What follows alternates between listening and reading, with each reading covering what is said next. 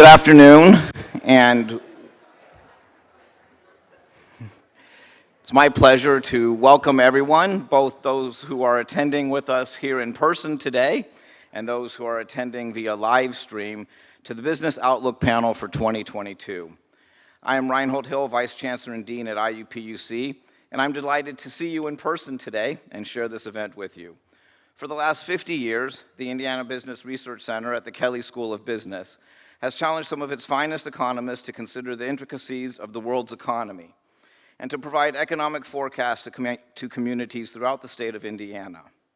In all likelihood, over the entire 50 years, there may have never been an economic forecast as difficult to put together as the one for this year.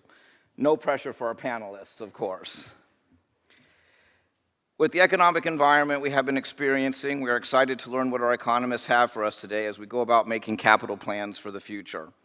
The annual Business Outlook panel event serves as the primary fundraiser for undergraduate business student scholarships at IUPUC.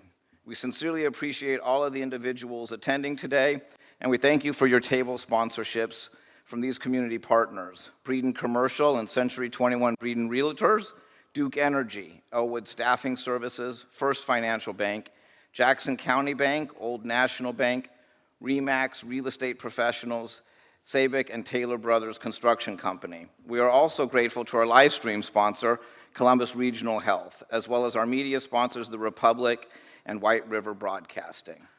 This event is also made possible by the continued annual support of our friends at Centra Credit Union, and we welcome Chief Credit Officer Brad Davis to share his comments.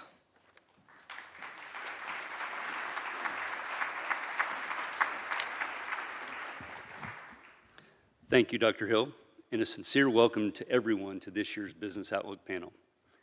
As mentioned, I'm Brad Davis, Chief Credit Officer for Centra Credit Union, and we are proud to once again be the primary sponsor of this annual event, continuing our long-standing partnership with both IUPUC and the Columbus Area Chamber of Commerce. Our ongoing partnership with IUPUC is rooted in the value of supporting higher education right here in Columbus, Indiana. One of the many reasons that I love Centra is that our team members truly embrace the credit union mission of people helping people. Every time I visit a branch or department, I get to hear amazing stories of how our team members are forming relationships with our members. These conversations are incredibly valued to me and to the rest of our leadership team, and I look forward to every opportunity to meet with our members and team members. These relationships are what drive Centra forward. We aren't just here to help you open accounts. We're also here to be a trusted financial advisor and a true financial partner. That's where Centra began, and we continue to grow our mission with local businesses as well. We know what it's like to operate a business in a community and to support the local community. That's why we've been successfully partnering with a growing number of local businesses to help them with their lending and deposit needs as part of our enhanced business services programming. Supporting our communities is also important to everyone at Centra, and we continue to find ways to give back and to create value for the communities that we serve. Just recently, during our annual in-service training day, every team member was given a $20 gift card, and they had the opportunity to use that in the communities they so chose. As part of that, our team members donated to nonprofits, surprise shoppers, and we delivered treats to first responders and nurses. We also just donated nearly $110,000 to 39 nonprofit organizations across the footprint that we serve. As we continue, those dollars were nominated by our team members themselves. Lastly, right around the corner is our holiday giving program, where we collect donations for local nonprofits supporting children in need during the holidays. And of course, we're here today to support IUPUC. We're proud to be involved, and I want to thank IUPUC and Indiana University, including the Kelley School of Business, for providing quality education to our communities, as well as to our esteemed panelists for the insight they will share. And I would also like to extend our appreciation to the Chamber for the role that it plays in supporting local businesses. Before I turn this over to Dr. Jones, I do have a few Centra-sponsored prize winners to announce for those attendees of today's event who pre-registered for the drawing, which we conducted a few moments ago.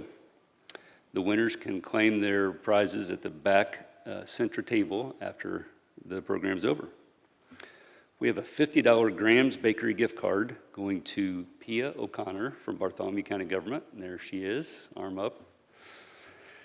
We have a $50 Savory Swine gift card going to Karen Dugan from Century 21 Breeden Realtors.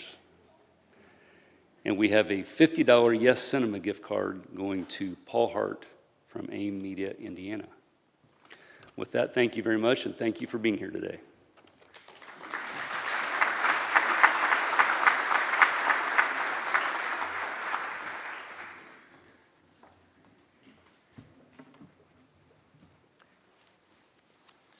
Well, thank you, Mr. Davis.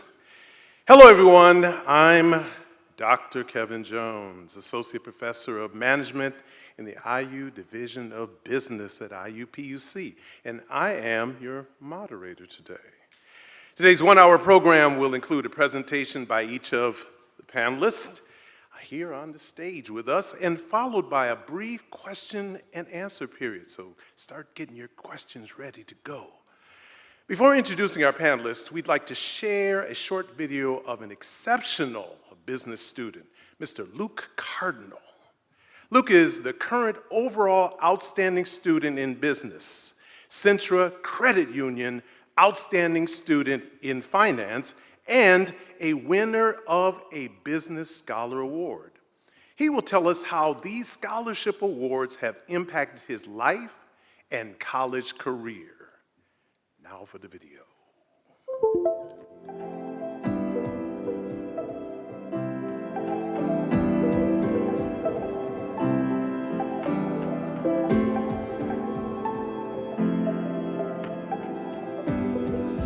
My community does definitely help drive me, whether it is just sort of taking away some of that stress by taking my mind away from school. What led me to IUPUC was that one thing that I wanted to do was I wanted to live at home and commute. The smaller class sizes allowed me to build better relationships with my peers as well as my professors. One of my favorite things in high school was building those relationships with my teachers, and so just kind of continuing that in college definitely helped me, and it also led to more opportunities for internships and jobs because I did have those better connections. And then one of my professors actually was connected to Aquatic Control, which is where I work now, and she actually referenced me for a position there, and I interned there throughout the summer. I'm still currently working there through the fall, and they offered me a contract to start working there at the beginning of the year. The award was very impactful during the pandemic. It's always great hearing professors talk about you positively. Sometimes when we think about ourselves or think about our performance in classes, sometimes we see maybe more than negatives. And so hearing the professors say, oh, here's why you won, is definitely a good boost, and is something that you definitely want to continue to build upon and also meet or exceed the expectations of future professors. So that way they also gain that experience from having one of us as a student.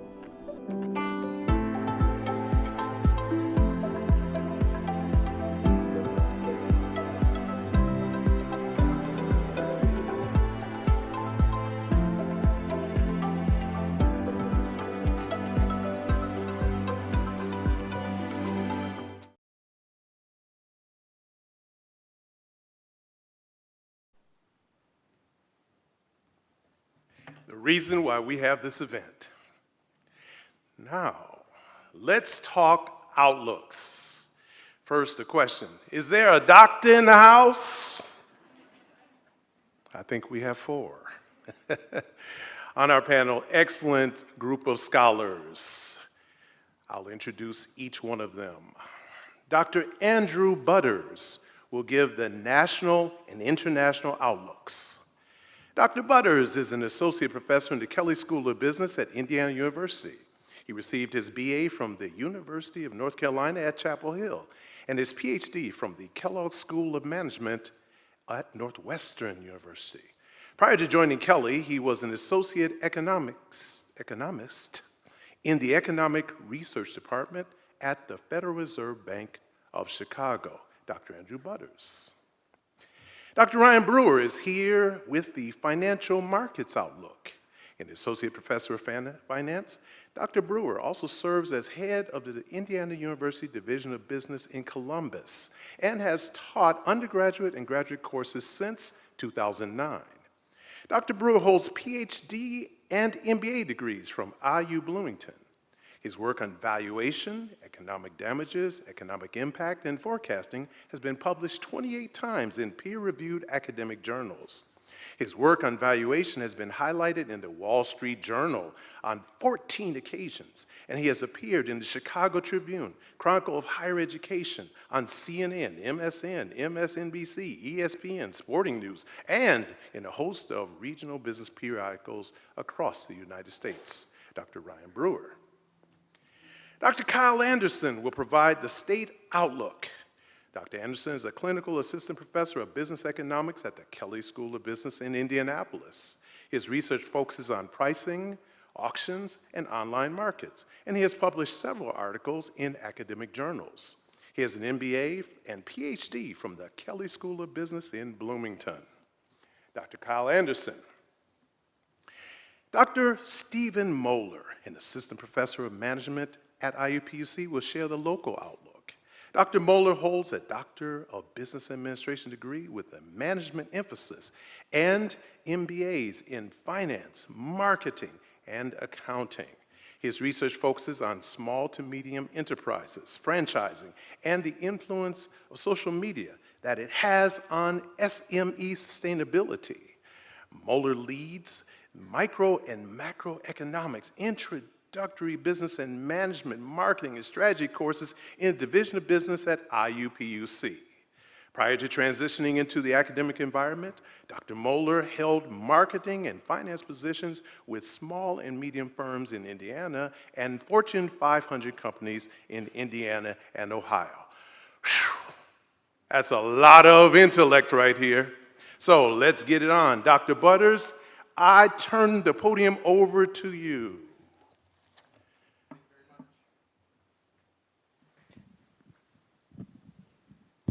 Yep, thank you very much for that wonderful introduction. Dr. Butters, we put a little extra pressure on you. We're going to bring you right to the center, front and center. So come on down.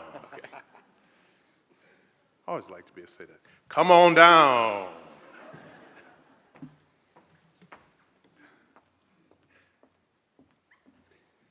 Thank you very much for that introduction. I want to just first off say it's wonderful to be here in person with all of you. I was fortunate to be part of the Outlook last year, and I can say it was a very different medium, and so again, it's very wonderful to be here with all of you in person. As was noted in the introduction, so the economic projections for the U.S. and the International Outlook involve quite a bit of uncertainty, maybe not as much of uncertainty as there was last year, but still quite a bit, and a lot of that reflects the fact that there are systematic differences across vaccine access across the world. So while close to 60% of the advanced world population has virtually been fully vaccinated, only around 1% of population in the low-income countries have received their first shots. So a lot of the projections thus far are going to reflect the fact that there's still quite a bit of uncertainty about just the path of the pandemic in general. And so we expect the global economy to grow at a robust pace of 4.9% in 2022, but we note that the low-income countries are diverging sharply from the rest of the world and could struggle to regain even their pre-pandemic living standards. And so starting with the US forecast, we believe that private consumption will stay strong and continue to outpace supply capacity in the first half of 2022. The labor market is expected to stay tight. Unemployment rates are expected to decline near pre-pandemic levels at the end of 2022. And companies are still going to face quite a bit of difficulty retaining and recruiting new personnel. Supply chain issues, such as shortages of raw material, increasing freight prices, and port congestion are currently the biggest contributors to rising prices. Those issues we believe that the IBRC should clear up in 2022, but the considering inflation risk is a note that the Federal Reserve was signaling as their willingness to withdraw the emergency pandemic support for the economy. So while we expect the Fed to begin reducing its asset purchases, and then by the end of 22 start raising its interest rate. We believe that overall, though, U.S. policies will remain largely accommodative in 2022. So for the U.S. economy, we expect the growth rate to be between 4 and 5%.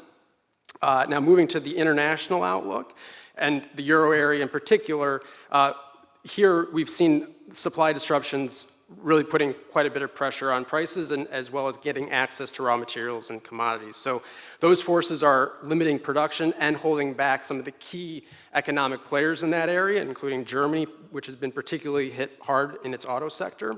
And so like the US, we expect consumption to be relatively significantly contributing to the growth prospects in 2022. However, if inflationary pressures persist, it will put pressure on central banks, in particular the ECB, to start moving or enacting tighter monetary policy. So we don't expect that to happen in early 2022. We could see, again, movements in that interest rate contributing to the growth prospects for the euro area. Overall, we expect the Eurozone to grow at a robust rate of 4.3%.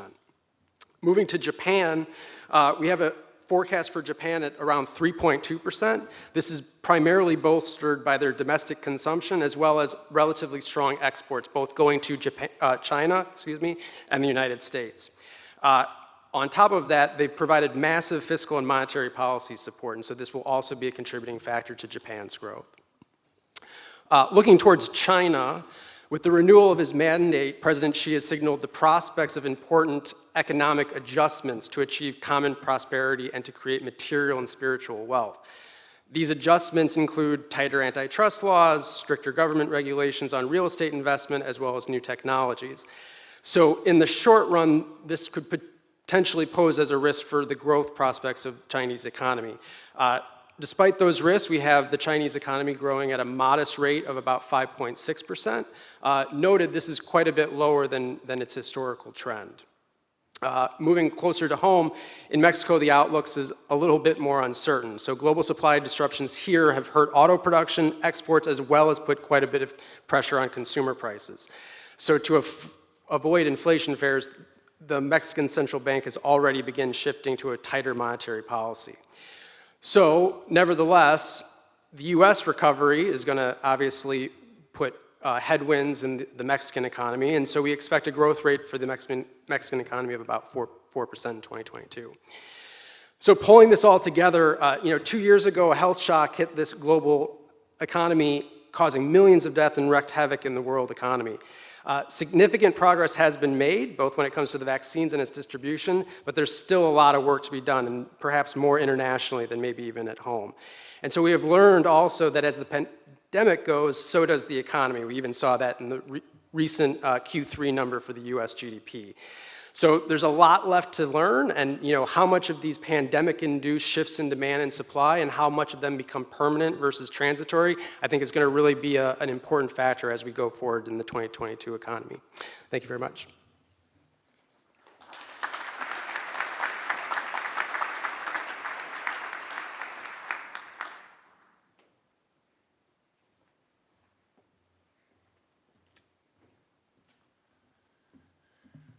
Good afternoon. My name is Dr. Brewer. I'm going to give you a financial markets update and forecast for 2022. So I heard this, and I'm going to repeat it. I like it. Financial markets throughout the world, taken together, are like a badly microwaved dinner. Some parts are too hot, some parts are too cold, and they're so noticeable that they've managed to take attention away from the parts that are just right.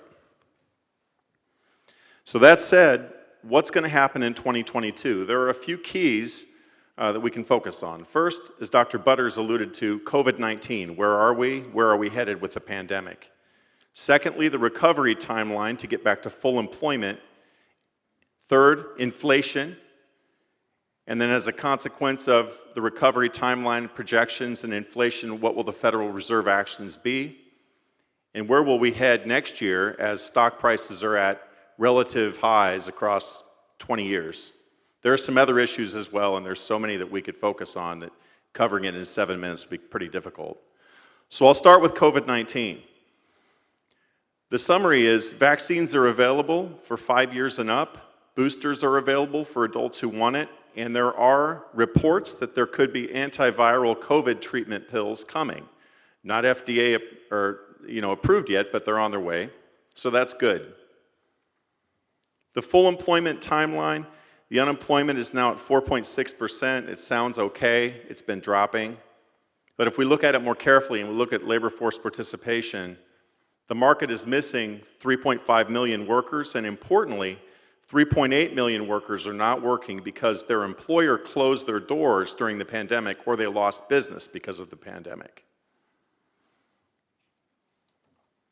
Inflation, 6 months of hot data now, so is it going to be transitory or is it going to be persistent? If we look at some of the information with respect to this, we could talk about overall prices. They're up 5.4% year over year. The core CPI, which excludes food and energy, is up only 4%. New vehicles are up 8.7% compared to 1 year ago, and used cars, even worse, 30 to 45%. Gasoline's up 59% compared to a year ago. Food's up 4.6%. Shelter, 3.2% up. And wages are 4.6% up from a year ago. The final price point, home prices are up 17.2% from the past year.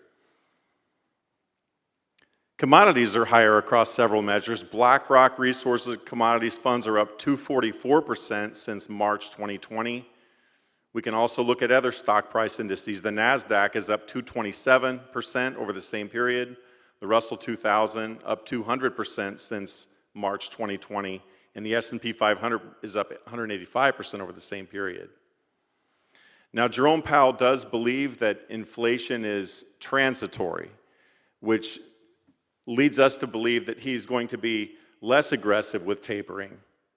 So what will the Fed actions be? And I'll start with Jerome Powell's term ends in February of 2020. There's also one more spot on the Federal Reserve Board that there would be a replacement for. So depending on who Joe Biden puts on the panel, it will help shift that conversation a little bit.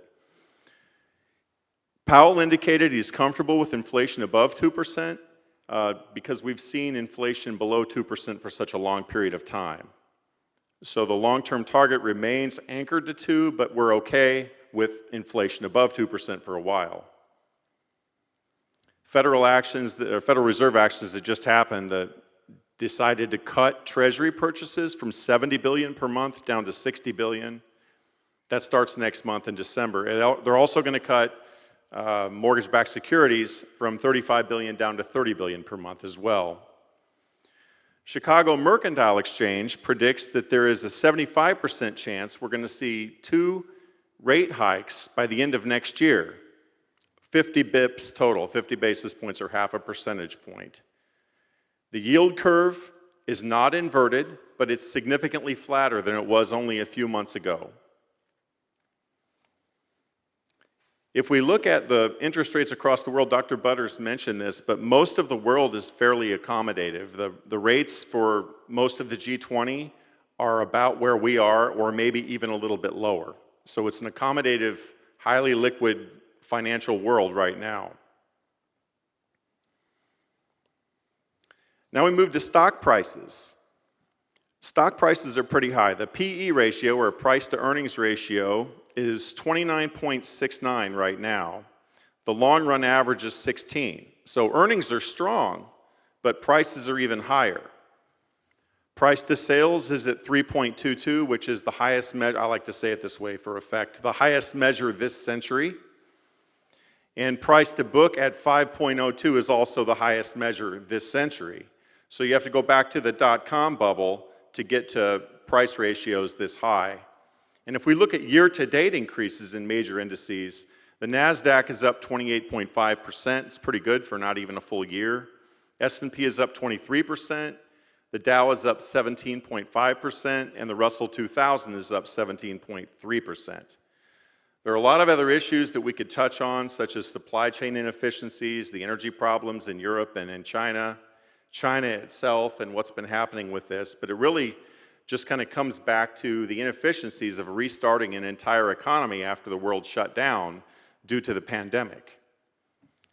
So what's the forecast for 2022 for the financial markets? It all starts with COVID, and COVID looks like it's on a good track to run its course by the end of 2022 as vaccination rates keep rising. And if we do get that effective oral treatment, that would be also a shot in the arm for the economy. Inflation, we expect to continue significantly above 2% well into 2022, and then begin to slow toward the year end, synchronized with the supply chain business startup inefficiencies, which hopefully will normalize by the end of next year.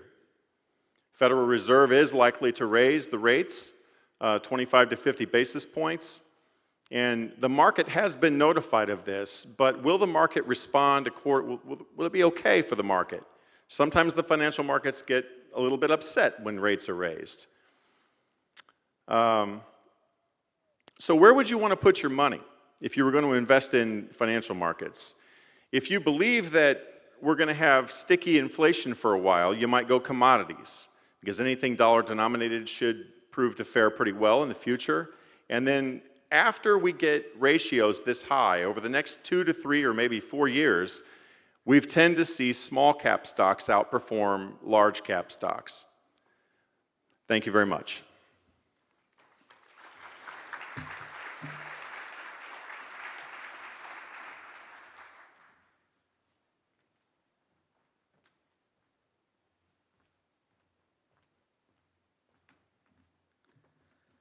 So I want to start out by thanking Dr. Jones for the kind introduction, and also that he mentioned that this is one of the most challenging years to forecast. And I've really been enjoyed being a part of this panel this fall, because there are so many different perspectives on where the economy is heading. In terms of Indiana, you know, it's not surprising, right? Any economist is always going to have that, you know, on the one hand, on the other hand take.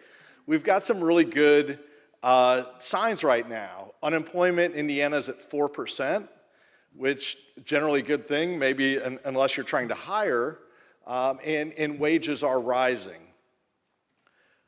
Just mirroring the US outlook, we've had 60,000 workers who have left the labor force since early 2020. And we often get asked, well, what happened to them? And there's no one answer.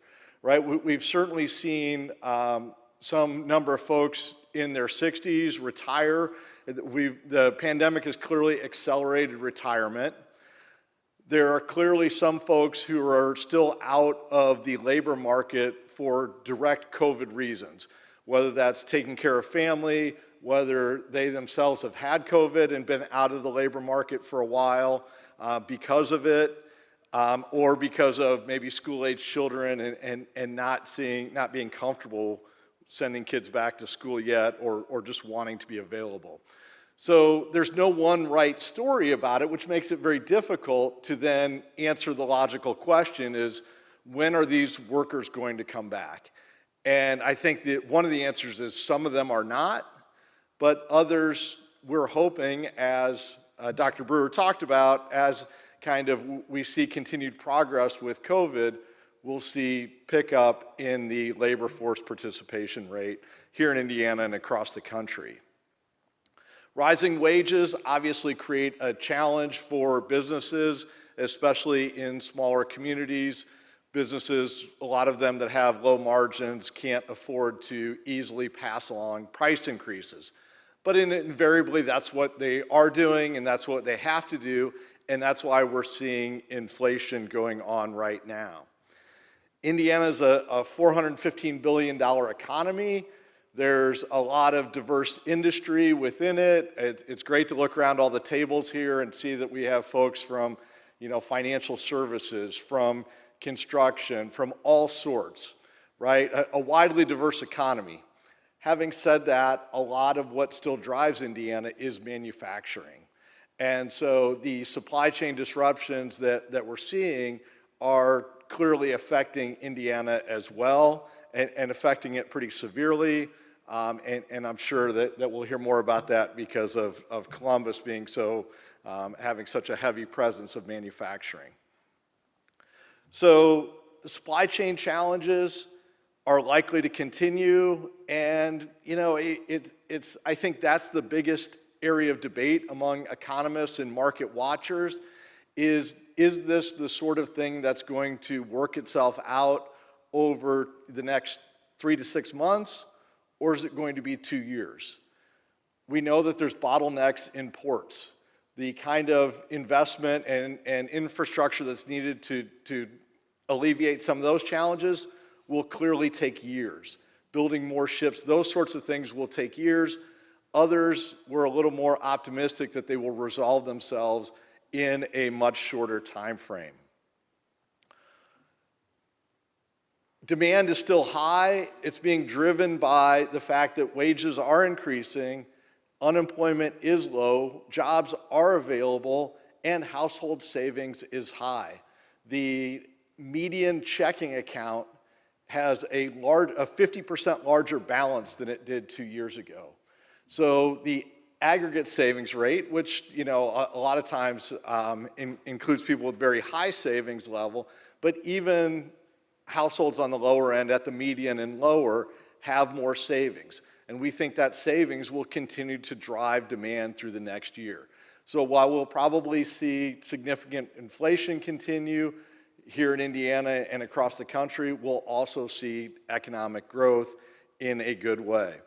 Indiana still lags in overall wages, lags in investment in education, but what we're seeing in terms of manufacturing and distribution mean that the overall forecast for Indiana is pretty positive for 2022. I think we're going to see some good growth. Over a longer term, I think that a labor shortage is actually going to be a good thing. And a temporary labor shortage, let's put it that way. Let's make sure it doesn't last too long. But what labor shortages do is encourage businesses to focus on ways to increase their investment and increase labor productivity. How do we produce the same or more with fewer workers? And while that's a challenge, it also is a good thing in the long run. Businesses that invest in productivity can, over the long run, afford to pay their workers more while not having to raise prices because they're more productive with those workers. And that's where we get real wage gains in the state of Indiana. So there are a lot of risks and challenges to Indiana, just like the US, but overall our forecast is for moderate growth for 2022. Thanks.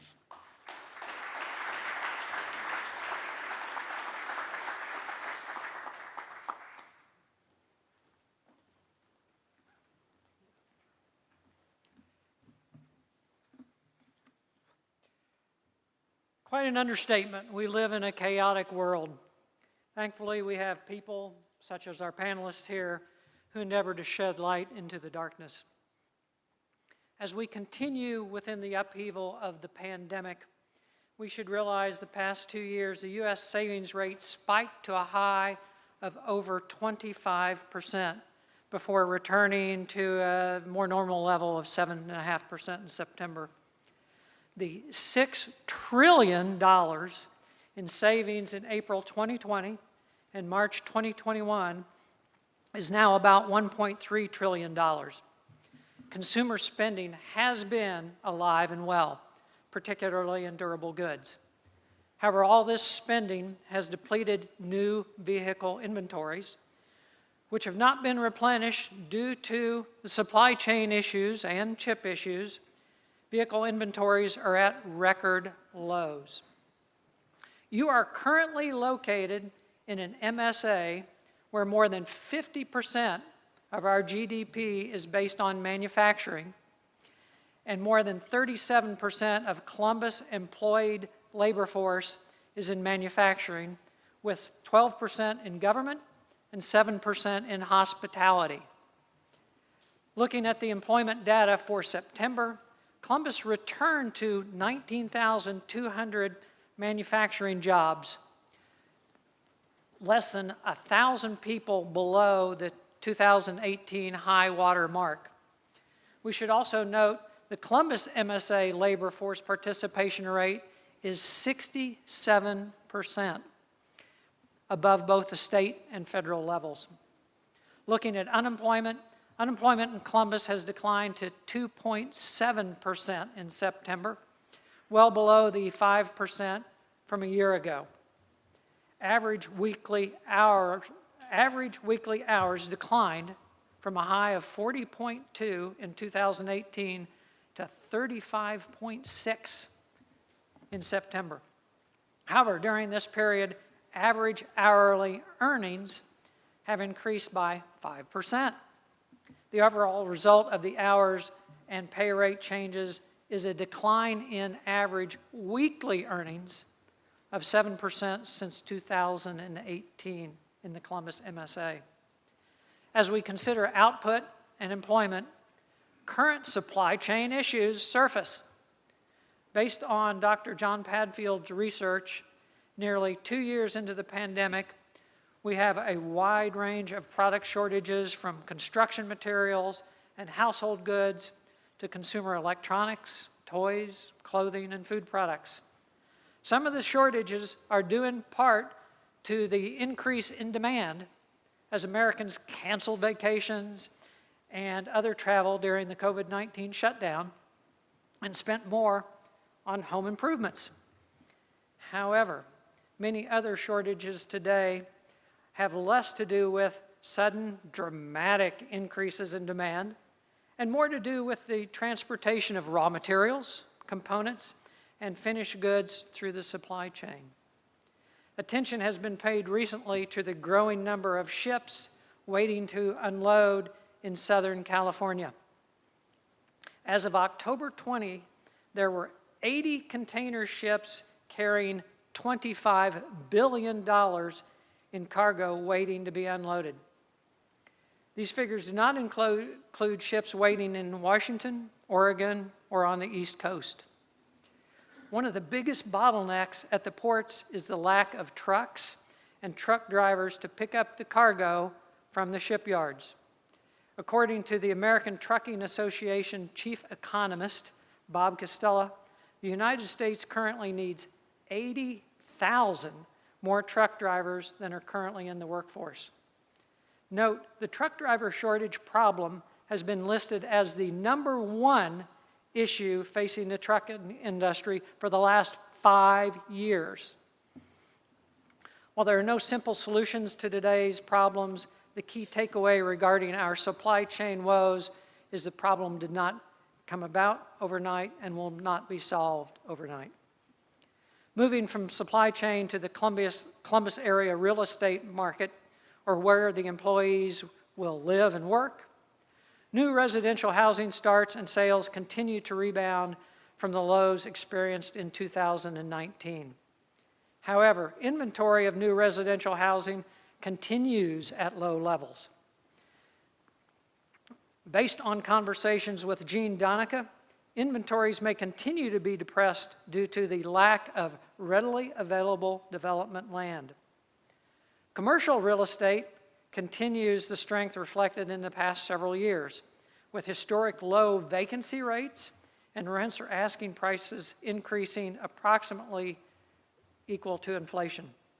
Based on the data and insight from Tara James, we should anticipate continued strength in the commercial real estate market. GDP for Columbus was down 0.5% in 2019 after growing in 2017 and 2018. Expecting Columbus GDP to be erratic, I compared it to the 3-year average GDP, and the change for Columbus over the 3-year period is approximately the same as Bloomington, Cincinnati, and Indianapolis. Although the MSA GDP numbers for 2020 will not be published until next month, December, based on Indiana GDP, we anticipate a sharp decline for Columbus for 2020 and a modest increase in 2021. Based on the projected increases in new vehicle sales and production, strength in durable goods orders and sales, improving employment numbers, and the strength of Cummins revenues, The forecast for the Columbus 2022 GDP is a 5 to 6% growth rate, somewhat typical of a recovery year. Unemployment is expected to remain relatively flat between 2.4 and 2.8%. As has been indicated by the three before me, however, the uncertainty exists in supply chain, government uncertainty, and the pandemic.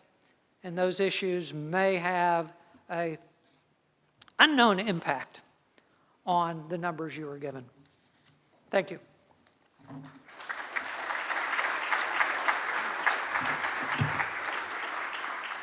right, there you have it. You have the outlook from their point of view. So now it's time to turn it over to you to ask questions either individually or the entire panel to get your answer right now. We have 3 IUMBA students out there with microphones. Raise your hand high, grab one of those microphones, and ask your question of this panel because they are ready to answer. Right, panel?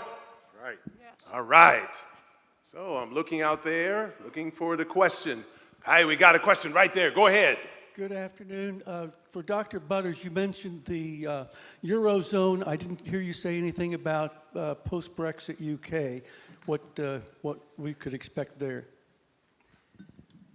Well, UK, as well as the Eurozone in general, has been experiencing, obviously, significant supply chain issues. So while the growth there is a little bit lower, our projection is a little bit lower there at around 3% relative to the Eurozone. Primarily some of the same factors, in particular the supply chain, are driving a lot of that forecast. All right, I'm looking for another question. Let's get those questions, get those hands up and get a question in. Unless they had all the answers, everything has been answered, there must be a question out there. Or a comment, or even a debate. There's a question right here. Are there policy things that our current leaders could implement to help the supply chain issues? I'll take first crack at that. Just to say that potentially there are. The problem is a lot of those policies just take a long time.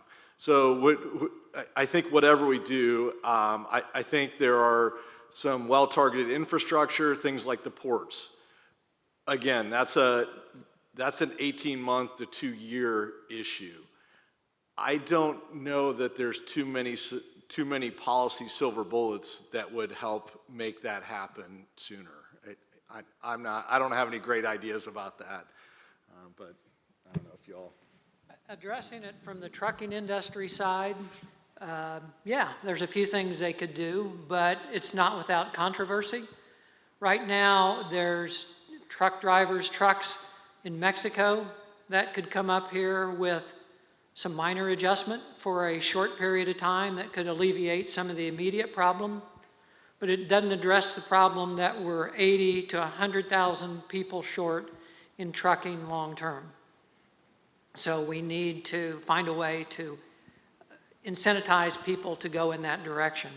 Again, I agree with Dr. Anderson, that's not a short-term fix. It's going to take a while to build up trucks and truck drivers so that we can overcome these issues. But yes, we could use truckers from outside the United States for a short period of time to alleviate the immediate problem. Got a question back there. Go ahead. This is for Dr. Butters. You mentioned some growth forecasts for China. Our reading of China is that it's really hard to read. I hate to use the word lie in mixed company, but how do you get numbers that you feel like you can be comfortable with? No, well, that's a great question. So, admittedly, some of the release data that comes out of China is you have to take with a healthy salt lick. Our projections right now are quite weak, relatively speaking, and that's going to be a consequence of what is at least projecting as a bit of a regime change when it comes to some of the specifics, including the realities of sort of the data that gets reported. So, I think, I would take our forecast as really a relative forecast, and so you can sort of bake that into kind of your own working assumptions as far as what those numbers in terms what they reflect. Hi, yes. I'm going to throw you off course with something you haven't talked about, but obviously I think for many of us sitting here, staffing is a huge issue, right? And we know that it's caused by a number of things. And I think retirement, early retirement is one that we hear about a lot. So what does the early retirees, what does that do to the Social Security system, the Medicare system? And is there any way of attracting them back into the workforce? I mean, I can think of a couple of things. I do think that economists do typically tend to think of retirement as sort of fungible. That is that some of the folks who have retired will end up back in the workforce. I would say that, it may happen because of inflationary pressures and suddenly maybe not feeling as comfortable as they were, a year ago, because if they think that prices are going up and interest rates are currently obviously quite low, they may look at their savings and say, maybe I shouldn't, maybe I don't have enough to get me through. In terms of, Social Security and Medicare, it's a little bit of a mixed bag. I think when people take Social Security early, it's actually, most often it's bad for them and it's good for Social Security because they're taking a lower amount. I think most folks are, obviously it depends actuarially on health and longevity and all of that, but most folks would be better deferring Social Security. And so I don't think it will have a big impact on those programs directly. It's more about, I agree very much with your point, is that our economy would clearly benefit from having some of those workers back in it, and that would alleviate some of the pressure on businesses. One other, point that I would add to that is the trajectory of the labor market recovery has been quite expedited relative to the Great Recession. So the Great Recession was another business cycle where these early retirements were, some of the consequence of the decline in the labor force.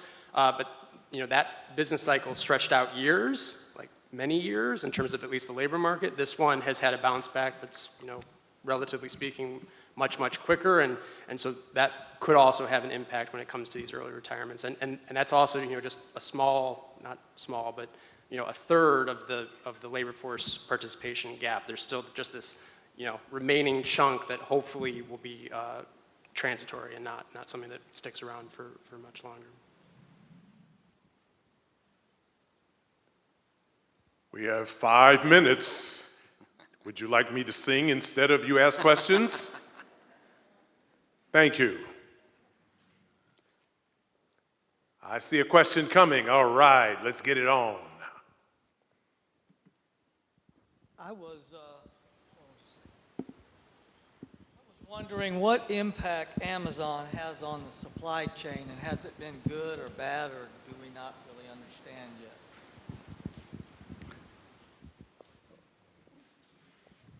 I mean, I think there is definitely a significant shift, but really I think a lot of the supply chain issues and as we talked about, kind of truck driver shortage, regardless of the model, right? Whether it is, us going online, buying it from Amazon, that distribution occurs.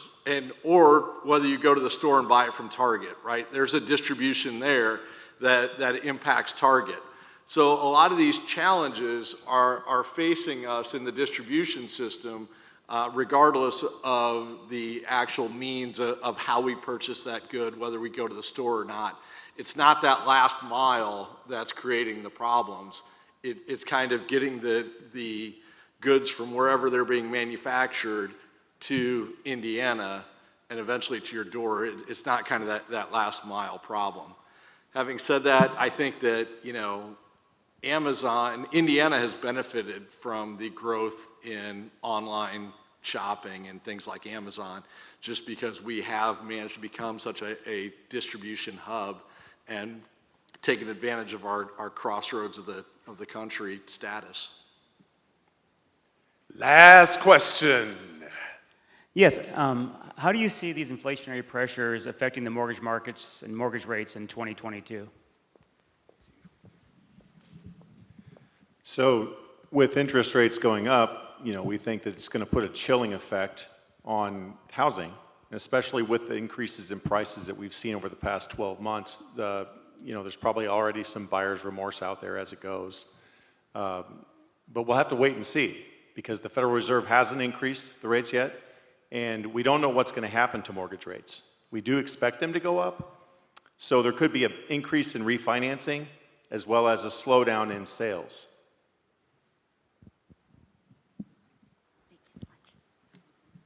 Well, that brings the Q&A session to a close. Let's give you a hand, give them a hand, the MBA students a hand, give everybody a hand.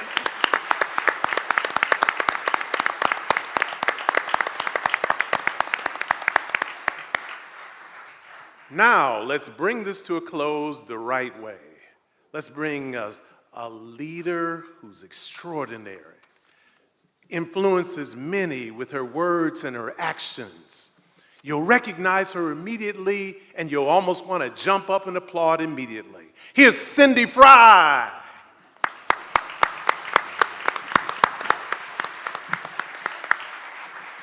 Good afternoon. That was quite a build-up. Thank you. Hey, on behalf of the Chamber, I just want to thank each of you for being here today to support IUPUC and the students who are in the business program. We are so fortunate to have such strong campus leadership working to ensure that we can educate the future workforce right here in our own backyard. I also want to thank our sponsors. Join IUPUC in thanking Centra for its support of this event. It just so happens Centra is also the lead sponsor for the Chamber's annual meeting next Wednesday, November 17th. We'll be here at 11 a.m. right back here in this room as we take a 1-hour look at the Chamber's past, present, and future. And there are a few tickets still available, so that's my pitch. In preparation for next year's meeting, I've been researching the history of the Chamber, and I found out that we've been working together with IUPUC on this event for nearly 40 years. It's just one of the ways that we've tried to help educate our community and keep you strong, keep the business sector strong. And as we heard today, we've been resilient. There are some storm clouds brewing, but I think we leave here feeling a sense of cautious optimism. I hope that's how you feel. Thanks so much again for being here.